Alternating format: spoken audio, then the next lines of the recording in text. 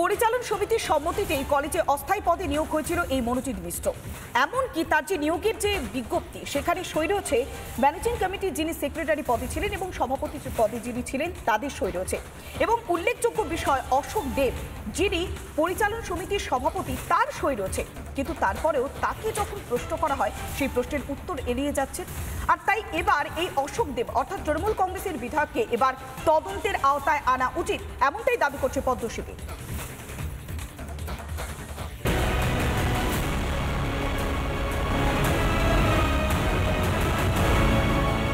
দিনের পর দিন দৌরাত্ম্য, ব্যভিচারের একনায়কতন্ত্র চালিয়েছে মনোজিৎ। ল কলেজের কদর্য ঘটনা জানাজানি হতেই প্রশ্ন উঠতে শুরু করে, কিভাবে এত দাপট, কার হাত ছিল ম্যাঙ্গোর মাথায়? অস্থায়ী কর্মী হিসেবে মনোজিৎকে ল কলেজে নিয়োগ করেছিল কর্তৃপক্ষ। অভিযোগ, পরিচালন সমিতির সভাপতি তথা বজবজের তৃণমূল বিধায়ক অশোক দেবের সুপারিশে নিয়োগ পায় মনোজিৎ। কিন্তু এ নিয়ে প্রশ্ন করা হলে সম্পূর্ণ অস্বীকার করেছিলেন তৃণমূল বিধায়ক। আমি আজকে কোনো চাকরি করিনি, এটা আমাদের দরকার ছিল, আমাদের অ্যাপ্লাই করেছে, এবার রিপাবলিকের হাতে মনোজিতের নিয়োগ বিজ্ঞপ্তি। এতেই হাটে হাঁড়ি ভাঙল, কারণ নিয়োগ বিজ্ঞপ্তিতে সই রয়েছে অশোক দেবের।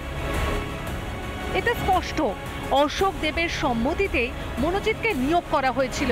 এর জন্য বজবজের তৃণমূল বিধায়ককেও তদন্তের আওতায় আনা উচিত বলে মনে করছে বিজেপি। কলেজের মধ্যে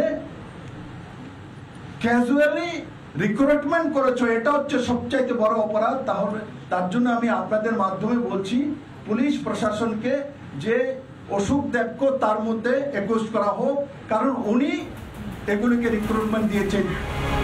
আলিপুর কোর্টের আইনজীবী হিসেবেই পরিচিত মনোজিৎ। বার কাউন্সিল থেকে তার নাম বাদ দেওয়ার জন্য ইতিমধ্যে কাউন্সিলকে চিঠি পাঠিয়েছেন ল কলেজের পড়ুয়ারা। তৃণমূল ছাত্রনেতার বিরুদ্ধে এও অভিযোগ, কলেজের ছাত্র ভর্তির ক্ষেত্রেও রীতিমতো হস্তক্ষেপ করত মনোজিৎ ওরফে ম্যাঙ্গো। এই অভিযোগ যেন সত্যি প্রমাণ হচ্ছে আরও একটি বিষয়ে।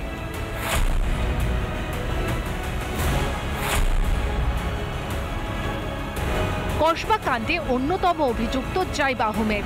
এই জাইবের র্যাঙ্কিং নিয়ে বিতর্ক।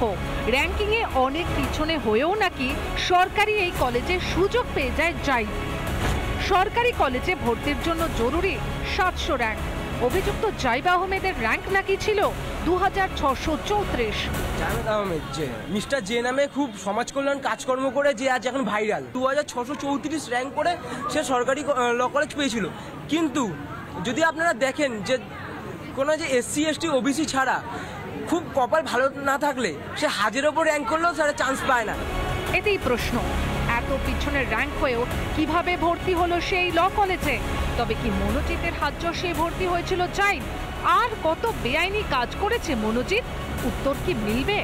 রিপাবলিক বাংলা। নানা ধরনের কন্টেন্ট দেখার জন্য লাইক করুন, শেয়ার করুন আমাদের ফেসবুক পেজ, সাবস্ক্রাইব করুন আমাদের ইউটিউব চ্যানেল। পাশাপাশি অন্যান্য ব্রেকিং নিউজের জন্য অবশ্যই চোখ রাখুন রিপাবলিক বাংলায়।